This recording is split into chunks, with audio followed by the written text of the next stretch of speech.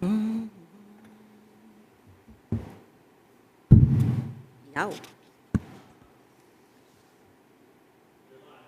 Good to go. Good evening. I'd like to call to order the Wolfeboro ZBA August 1st, 2022 meeting. Tonight we have one continued hearing. Present we have Luke Freudenberg at the end, Tim Cronin, clerk to my left, Suzanne Ryan, vice chair. Sarah Silk is absent. Sabette Stroman is here, and Chuck Schumer is here, alternates. So apparently Sarah Silk is not going to make it. So I'd like to seat Chuck Schumer in her place to hear the case, the rest of the case tonight. You were here last month, right? I was. Okay, great. And Chuck Schumer is a different guy. Chuck Sumner. Sumner, sorry. We like him better. I don't know if that's elevating you or, reducing you, but he was a fine speaker, so you have a lot to live up to there. They've been watching too much news, maybe.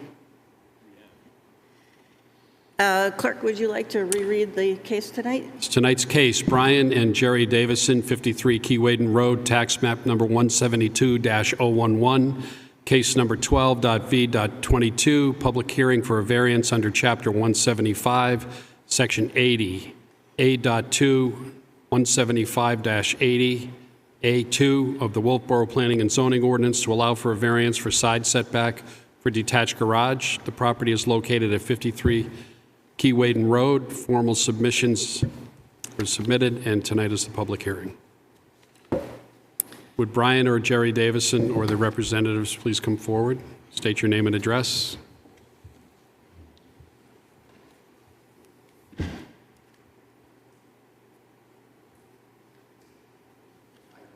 Brian Davidson, 53 Keywaden Road,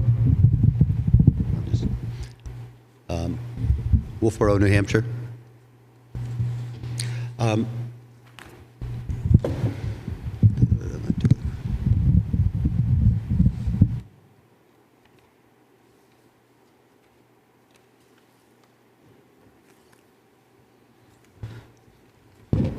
Should I start? Can you give us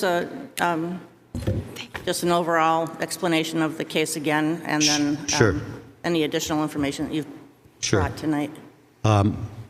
What I'm requesting is a variance on the left side of my house for a 20 by 30 garage, detached.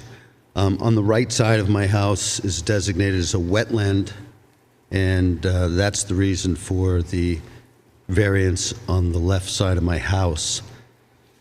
I have with me, which one of the things that was in question last meeting is the stamped 2017 soil report from Mr. Greg Howard, stating that that was a undelineated wetland.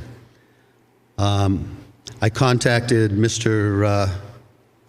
Randy Tatro, who did the 2011 survey, and I think he was a little, in his words, not sure what the town is talking about as far as me not showing any wetland back in 2011. And Carrie, could you pass those out? In talking to Tavis, we just figured out why, that in the file that the board presented with me last meeting was a site map that was blackened in. So you couldn't see the delineation that he made in his report. However, this is the same copy from his file that he shared with me via email, which clearly supports Mr. Howard's report also in 2017, both indicating that there's a wetland on the right side of the house. I'd be happy to share a letter with you from Mr. Tatro that he wrote to me. He says, "Hi, Brian. Not sure what the town is talking about as far as me not showing any wetland back in 2011. As you can see from the attached report and sketch that was in my file and that I sent to the town/Audrey back in 2011, I sketched it similar to what Mr. Howard is currently, or 2017, showing.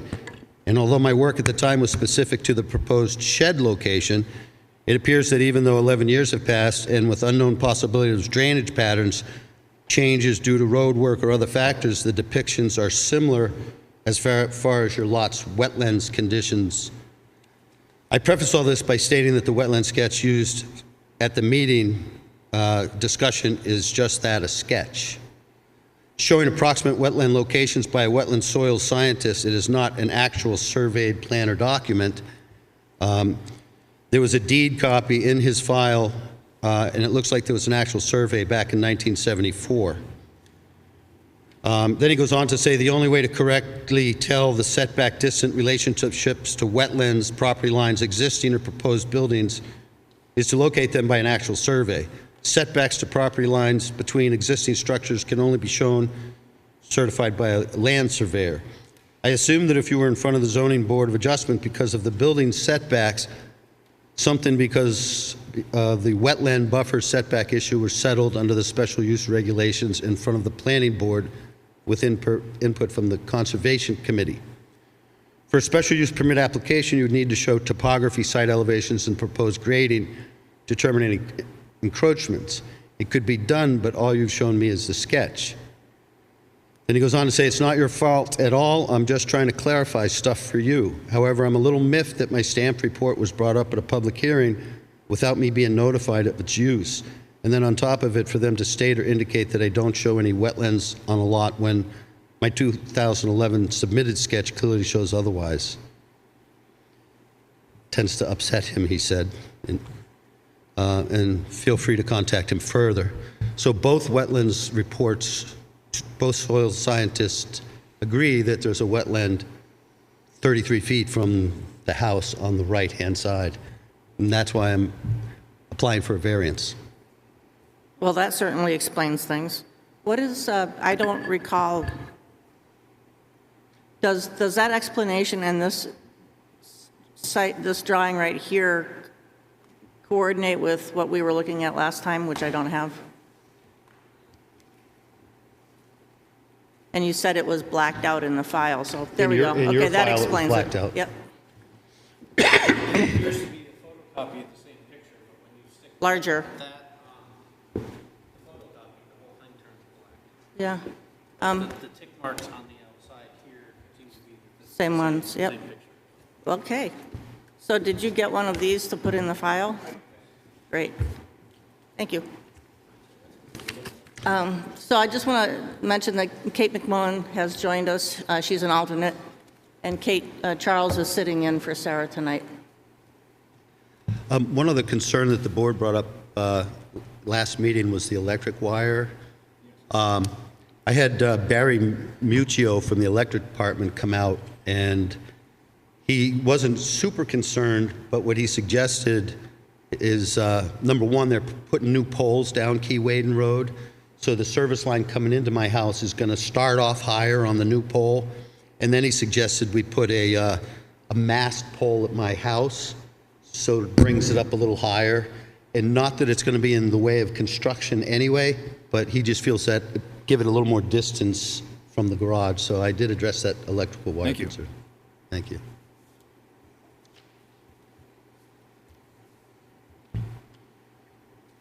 I have a question. Yep.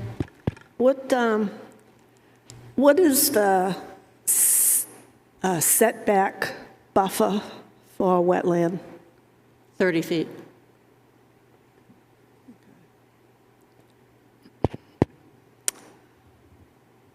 I have another question.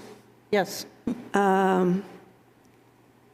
It appears that if this garage was attached to the house, they'd pick up 5 feet and only need a 3-foot setback.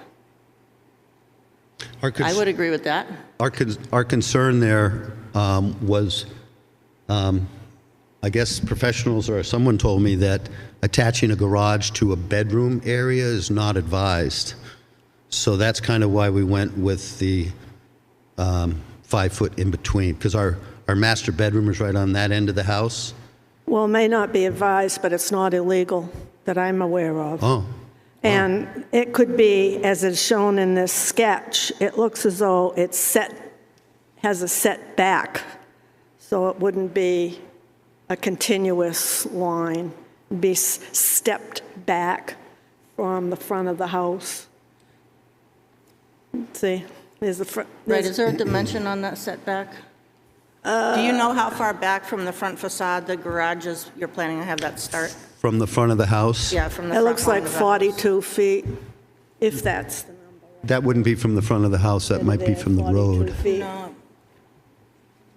No, it's the distance between the front of the house and the front of the garage. Oh, he doesn't give us that. Can you tell us what you would, what you think that would be?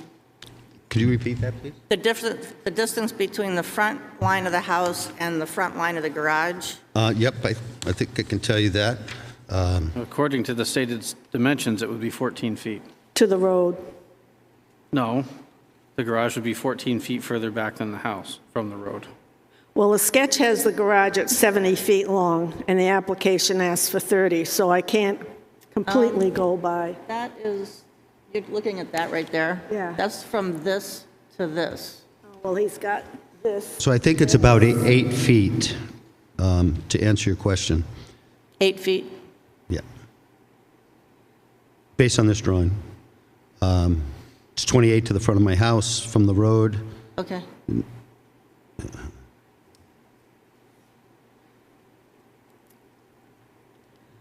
And you don't have this drawn in here, but adding up the distances, the back of your garage will be no closer than 30 feet to the wetlands behind? I don't believe that's correct. What is the distance between the end of your garage and the wetlands behind? 60 feet, according to Mr. Howard's soil report. So I see a 60-foot from the wetlands to the corner of your house. Oh, from the corner of the house, yes. So, it'll be 52 feet, because house is 30 feet, minus 8, that's 22 feet, and so then it'll extend about 8 feet behind the house, so leaving 52 to the wetland. This, yeah, this is, Said this was 60 feet? no, 60 feet from the house to the wetlands, and the house is how deep? The house is 30 feet. So there's 90 feet to the front corner of the house, and you said the garage was going to be 8 feet back, so that's 82 feet from the wetlands, and how long is the garage? 30. 30 feet, so 32 feet, 82 minus 52 feet. Is that what you just said? Yes. 52 feet from the back of the garage to the wetlands behind.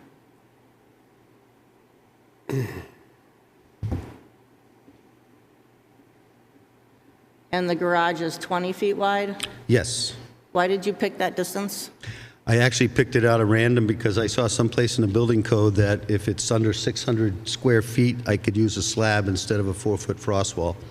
Whether that's accurate or not, I don't know. But, so that's why I went with 600 square feet. And that's why you've got it separated from the house, I'll bet anything. Because your house has a foundation under it? No, it has a block, cinder block foundation. And the roof line, we did think about attaching it to the house. Obviously, that would be, okay, but the roof line would be different, and it would be tough to tie it in. We certainly did think about that. But your house is not on a slab with no footings, correct? It's on a block foundation, cement block foundation. How deep is that foundation? I imagine it's 4 feet, the footing on the blocks. I mean, it's So is been there there since- a crawl space under your house? Crawl space. There is a crawl space, okay. About a 4-foot crawl space? Less than 4, yeah, about 4. The original building permit says it's on piers. Well, that's not, it clearly isn't. Yeah. Saying where the record So- fails us. So yes. from my background, I can say that, yes, you can build something on 600 square feet without a frost wall, which is probably why that number was given to you, and also why it's pulled away from your house, because you can't attach a floating slab to something with a foundation. So Yes. you would need to put a frost wall under your garage and then put a slab inside of it in order to connect them. Right. I mean, that's the ideal situation, but I'm also a retired school teacher, and I'm also 67 years old, so I don't need it really to last 100 years, although I would like it, I'll build it that way. 67 is not old. Thank you. Thank you very much. And so the sideline setback requirement is 20. 20. So you're asking for an 8-foot variance. I believe that's correct. Yes.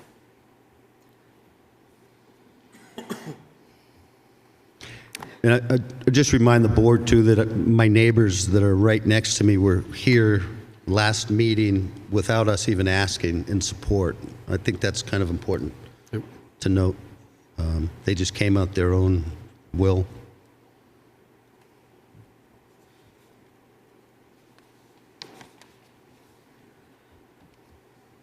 So if you did attach the garage to the house and you made it 16 feet wide, you would not need a variance.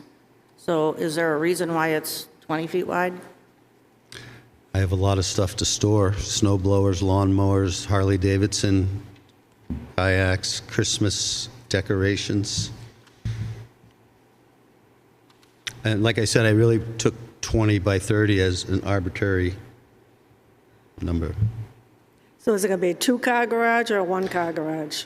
It's going to have one garage door, so I guess we'd call it a one-car garage that's 20 feet wide.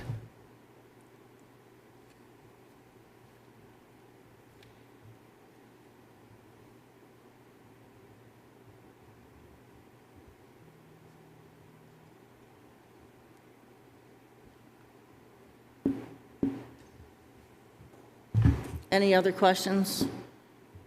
Nope, it's clear. Any comments from the public? Open the public hearing or continue the public hearing? It's still open, nobody's here. We have a speaker. Yes. To the microphone, and please identify yourself. My name is Jerry Davidson, 53 Keywaden Road. I'm Brian's wife.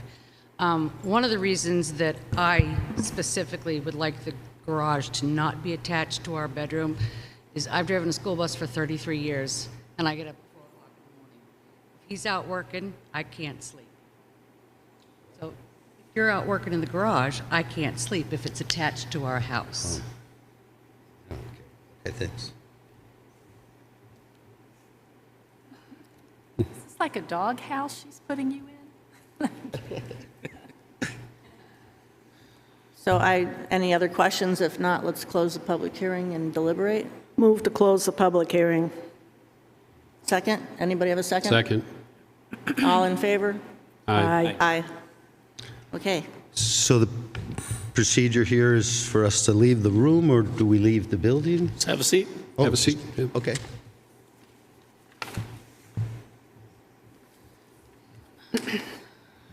I guess, Who wants to start? Suzanne? well, I guess one of the problems that I'm having with this, to get over this problem, is that it's a self-created hardship. They had a garage. It looks like it might have been a two-stall garage, and they chose to close it off and make it a room. And so now they've got this predicament where they want a garage instead of using storage. Although they could build a storage building, a small storage shed, I'm not seeing the hardship part of this. There are other alternatives. And it's a small lot. It's, what do I have?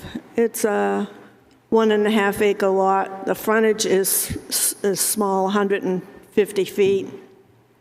which is typical of that area. And once we start chipping away at granting these things, it seems to mushroom across the community in their area, and others come in and ask for the same thing. So I think we have to be, if we grant this, we have to be double sure that these 5 criteria are met. And I don't see that the 5th one is, but I think we need to go through them one by one. Okay, would somebody like to take the first one? Yeah, I will.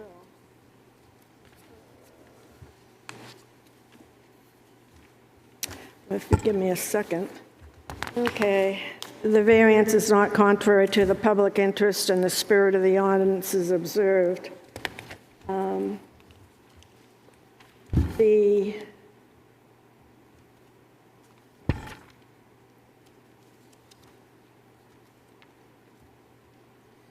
thing that I found interesting is the town voted to increase the setback in the residential zone for a reason, to allow space and to allow air and building separation, and that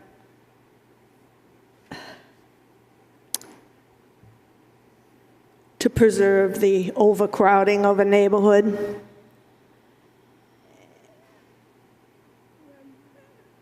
That the courts have found that it's reasonable to consider that the cumulative effect of these sorts of variances would have on the area, and that's what I preceded my comment with. And I don't think that the spirit of the ordinance is in keeping with the purpose of why that increase in setback was made. Anybody else comment? Luke, comment? I have no issue with Chuck? it. I think there's concern about being too close to... I don't think you're turned Can't on. hear you. Hello? No?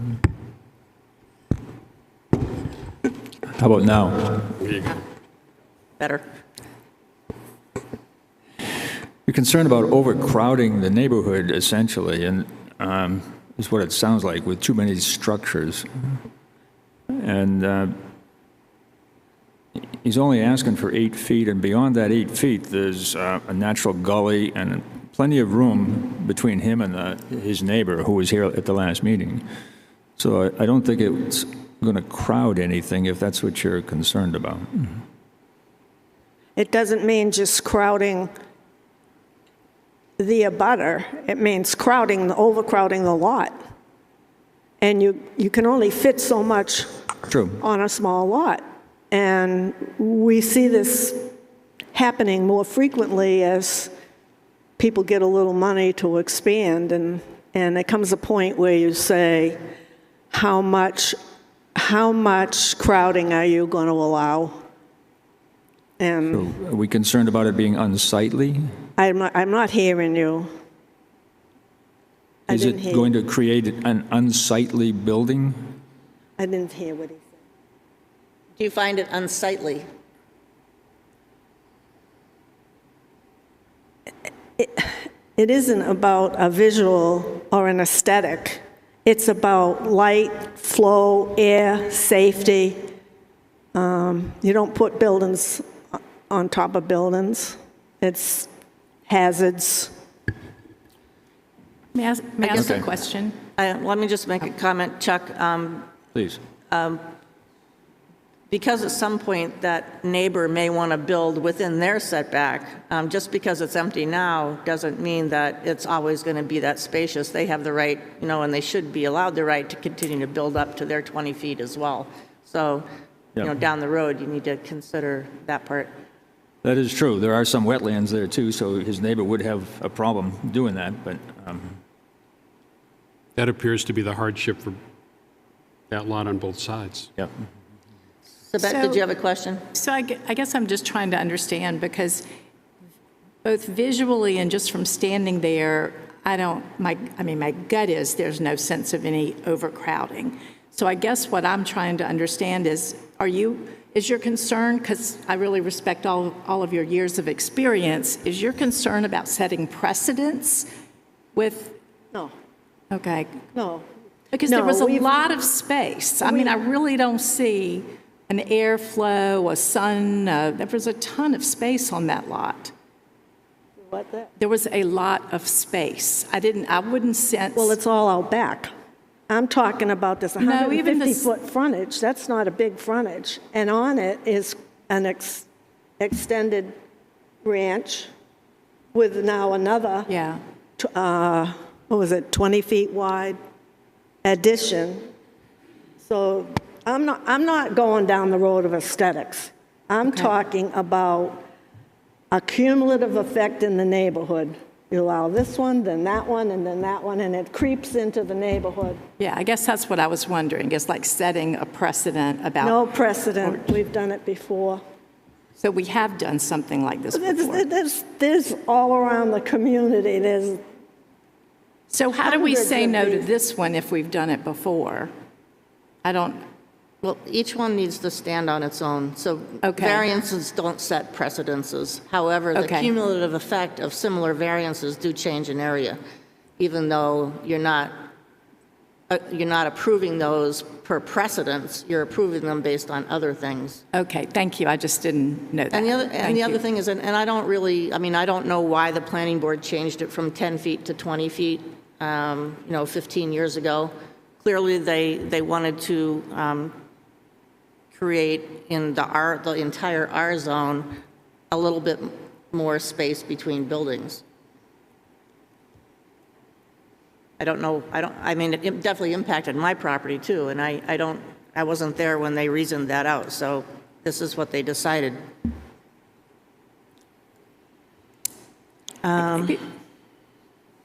it was overcrowding. Number 3, you felt they Overcrowding. felt it was being The overcrowded. basic tenant of, one of the basic tenets of planning. May I say one more thing? It also feels like it's the norm. I feel like to a certain degree, we're saying we're penalizing them because a garage did exist, and now they use that as a room. But I do think it's going to be the norm more and more that we see people, as there's less housing, trying to utilize what they've got. So, And I think that's also a planning board issue. That's a bigger issue that the planning board should be looking at for density in various areas of town based on the changing societal shifts. yeah. And I think that's where that lies, not with each variance that the ZBA looks at. That's my feeling anyway. Okay. So number 3 would be, Wouldn't you be on 2? well, we kind of run together, number 1 and 2. 1 and 2. Yeah. I addressed them together. Does anybody want to start 3? Substantial justice. The benefit to the applicant should not be outweighed by the harm to the general public or to other individuals. There is no harm to an individual in the neighborhood, there is abutters. So I would have to think that number 3 is most likely met. Other than what they're trying to do, to me, flies in the face of the setback requirement and why we have one.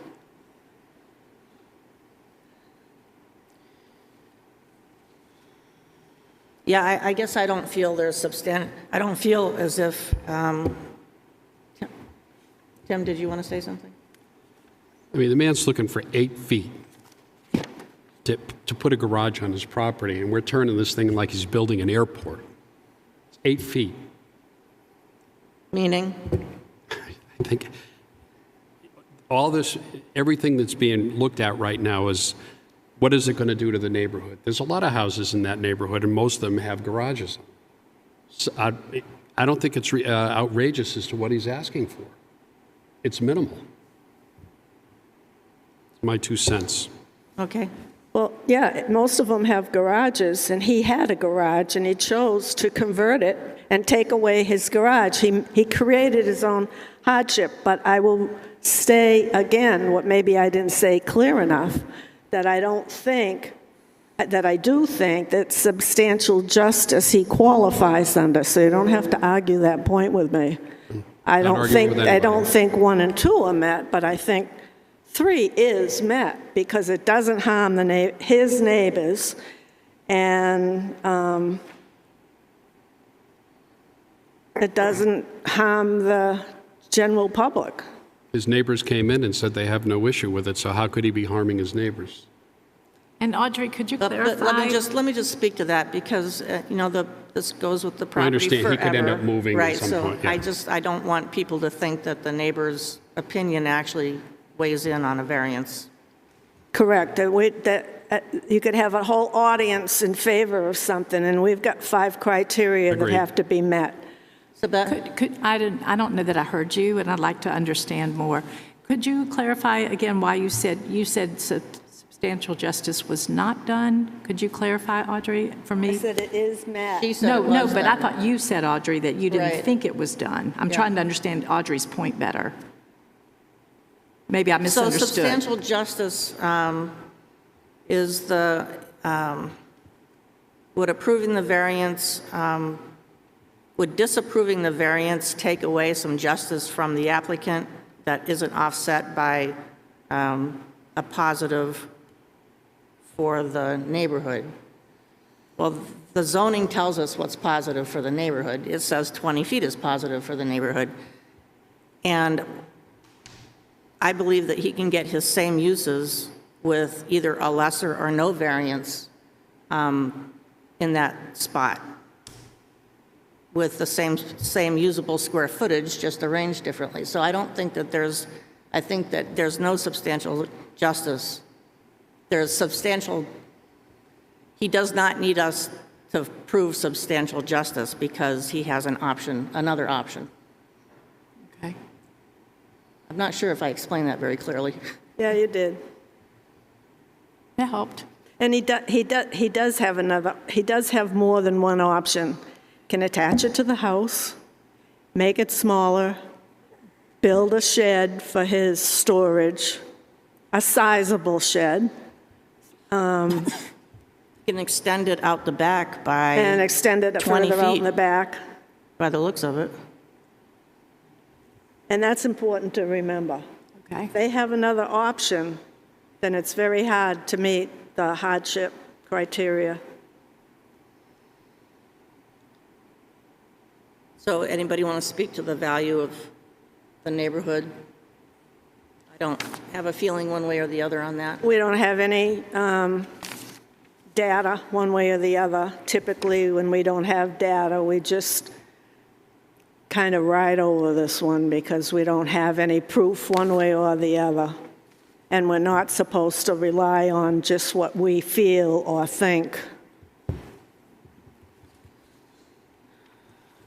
So the hardship issue, I think I've already made my opinion clear on that. I think that there's another way to do this without a variance or with a much smaller variance. 16-wide garage is plenty for one car, plus some room on the side, which, they'll probably need some room to build stairs to get into the house or to get into the deck around the house or whatever it is. And then I think it can be expanded out back instead of sideways to provide them with the same 600 square feet that they're asking for without the need for a variance. And this would be attaching it to the house. Attach it to the house, 16 feet wide. I see an option here that's very doable, and so I don't see the hardship. I would say the similar thing that if there is any reasonable use, including an existing use that is permitted under the ordinance, this alternative is not available, meaning the alternative that he's asking for.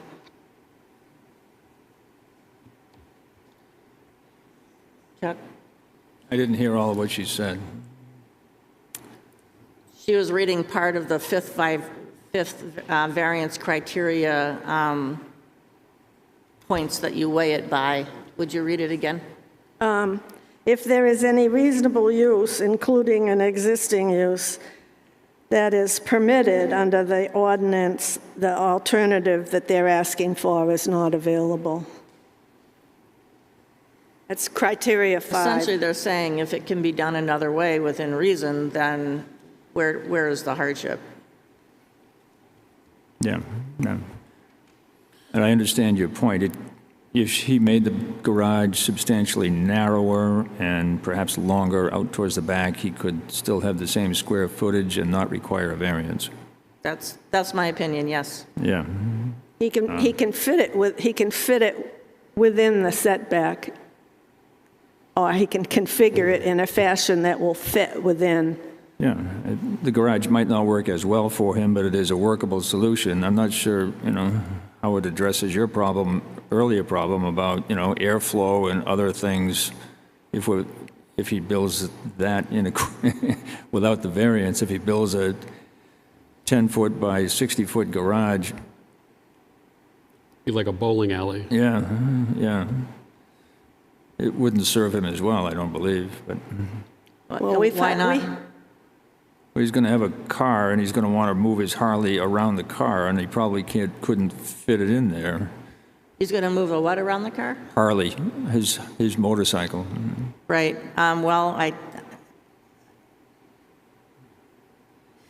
The next person may not have a motorcycle, but having said that, the car can go out, the motorcycle can go in, Sure. the car can go back in. Yeah, it's a little bit of shuffling, Right, but isn't that a is hard- is that a reason to give a variance because it's inconvenient to move some of your stuff out of the way to get other And stuff? then that's not considered a hardship, I'm sure. I don't consider it a hardship. I want to weigh in a little bit.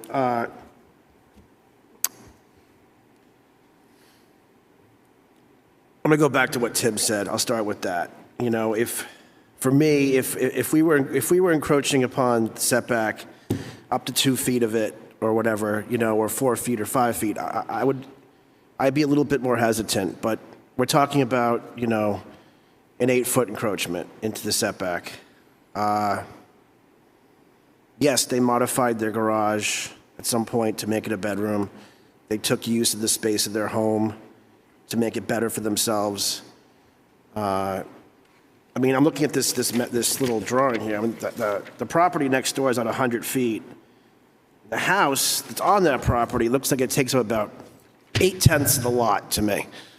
And they don't have the wetlands that, well, I can't tell, but they obviously don't have the wetlands that this lot has. So I feel that does lend itself to a potential hardship in that sense. And I'll just close with this. There's something to be said for property rights. And if somebody's trying to do something that I believe is reasonable and rational, then I weigh on that side. And I don't think it's a hardship to have to move your Harley around your car. But I feel like, we have a duty and an obligation to obviously balance regulation and rule with being rational. And I think this is a rational request. And the gentleman's been here and, he jumped through the hoops. We asked him to jump through with the wetland stuff. He had 2 different wetlands things. And he jumped through those hoops for us. I'm going to vote to approve this, but that's just me. Any other, Tim, discussion? Very No? clear. Can we get a motion then? I'd like to make a Anybody? motion to approve. Second. I have to. No, it doesn't work that way. He's got to finish the sentence.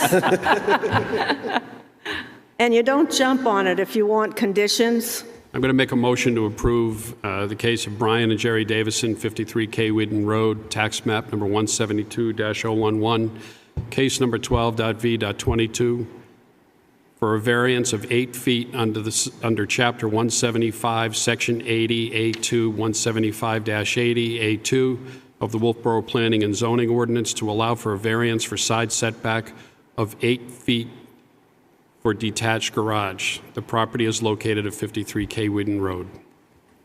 I'd like to make an amendment for conditions on that motion, should it pass. I don't want that ship to sail again.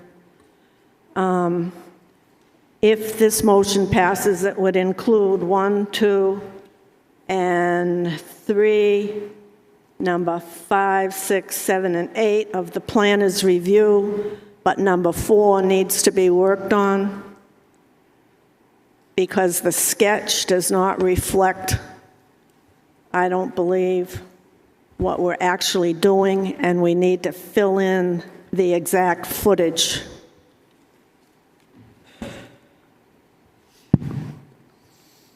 So if the board wanted to consider the recommended number 4, it would read, "Construction shall be completed in accordance with the dimensions as shown on the site sketch, 53 K. Whedon Road, Wolfeboro, New Hampshire, 03894, as submitted to the Wolfeboro Building Department or as amended to the date of this approval. This shall include a maximum side setback encroachment of 8 feet, parentheses 12 feet to the property line as measured to the roof overhang to be confirmed during the public hearing," which is what everyone has been talking about so far. So that's how 4 would read if that were to be included. Are you comfortable that the numbers on that site sketch are clear enough for the building inspector? Yes, that was the same sketch that led us to this hearing. Okay, and I would include that it be the site sketch of June 20th, 2022, instead of just saying the sketch. And that indicates a 5-foot separation from the house. Correct. Yeah, that's not in there, right. So vote on the amendment first and then vote on the, All in favor of the amendment? aye. Aye. You don't get to vote. The amendment didn't include number 4. The amendment as amended? I just want Okay. to know if The we're doing 1, amendment 2, as 3, amended. 5. Yes. Okay, yeah, he's right. I'll accept that. And then, The motion to so grant, we had a second on the original motion. yes. You got a We're all second? set, okay. All in favor? Aye. Aye. No? No. Passes 3-2. That's it. You voted no? You voted no? I voted no? No. Yeah. So you have a 30-day appeal period, which means very little, but you might want to wait 30 days before you start construction. That's about it. Congratulations. Great, I appreciate you guys' time. Thank you. Thank you. It'll definitely improve the neighborhood, it won't detract from. I have to go. Make it look I need to be good. excused, Tavis. Need to be excused. You're excused.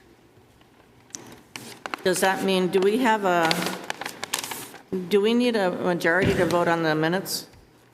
No. There's no rule on approving minutes at all, so you can, as long as you believe you have a fairly representative board seated to vote, you can vote on minutes. Do we, But I think you need to fill another spot. okay. I So couldn't Beth, hear him.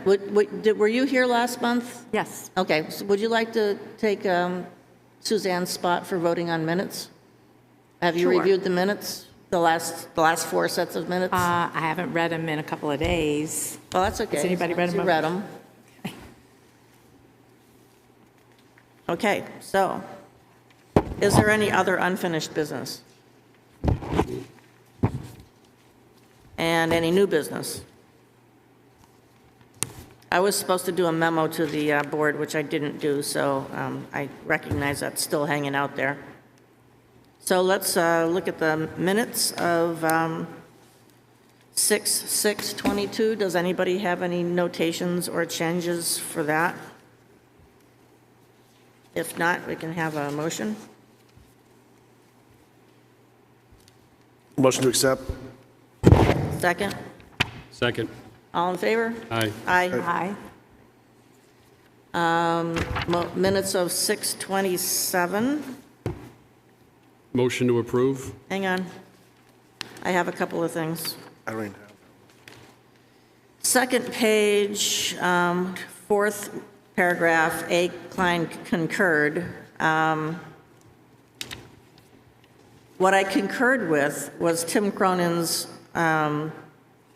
statement that rules and regulations for the development shall be put in place by the planning board. I don't think it's really clear what it was I was concurring with if you read the sentences above that. Right? I don't have it in front of me. I'm just taking notes tonight. I'll give you this. Let's see.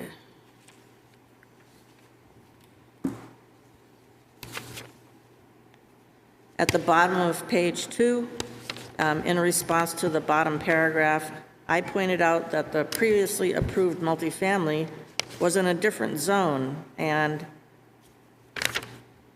did not need to meet the conservation subdivision, as Randy Walker was making an equivalency there, and I wanted to point out that they were in different zones and had different regulations applicable to them. Let's see. Oh, I love this one. Wait.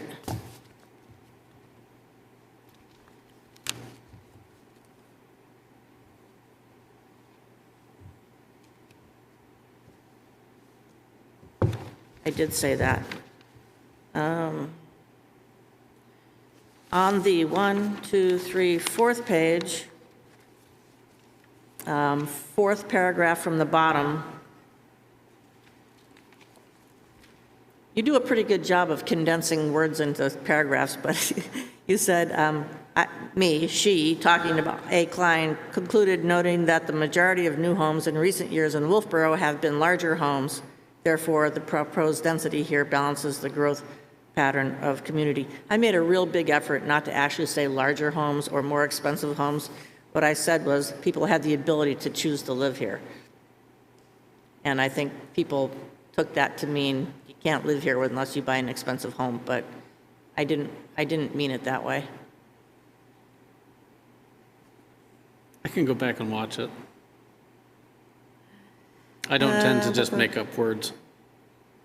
It's not personal for me. Yeah, I know. 1, 2, 3, 4. Fifth page, fourth paragraph, again, quoting me, this last half of that paragraph, while she also recognized that the prescriptive density formula does not work with larger lots. I didn't say that because I don't know that I agree with that. I did say the rest of the paragraph, which was the applicant, the density was appropriate. That's all.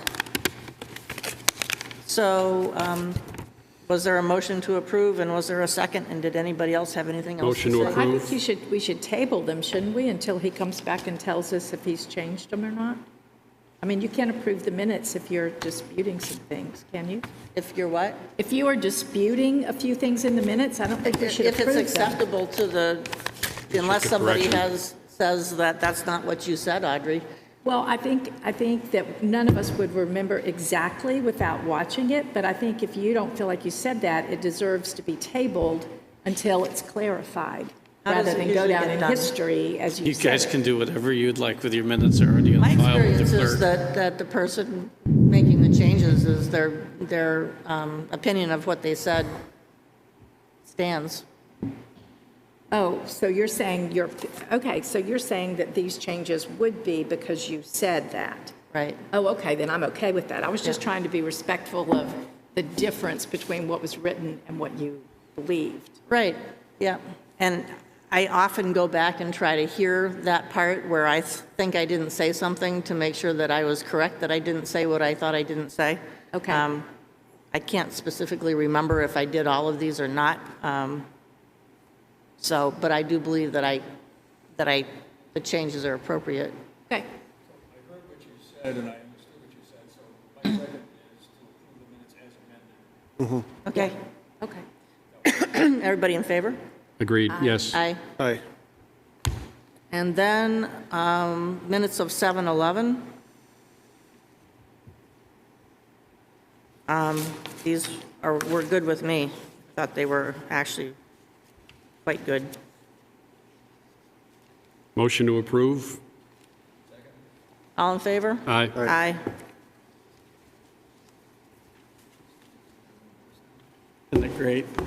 We're caught up. And having people question it. Do we have, we had a minute sent to us from 110? Yeah, you guys killed all the minutes up from January to June 6th at the last meeting. So these minutes from 110, I think a number of the people here weren't even sitting on the board at that point. So I think we should table these until we have, In the last meeting, you said we didn't need to do any of them. They were cleared. we don't have to, but they've been rewritten and they're quite good. So, I mean, everybody can take a look at them, including the people that were here, and we can decide. Huh? Right. Move the table the minutes of 110. All in favor? Aye. Aye. Okay. Anybody else have anything for the good of the order? So January 10th is the only one we have outstanding, correct? I think there's another one, but it hasn't been redone. Am I right? There's another one that hasn't I been? seem to remember being asked to ask someone to redo 3 or 4 sets of them. Yeah, So I and this don't is know the if they're first coming one. or not. Yeah.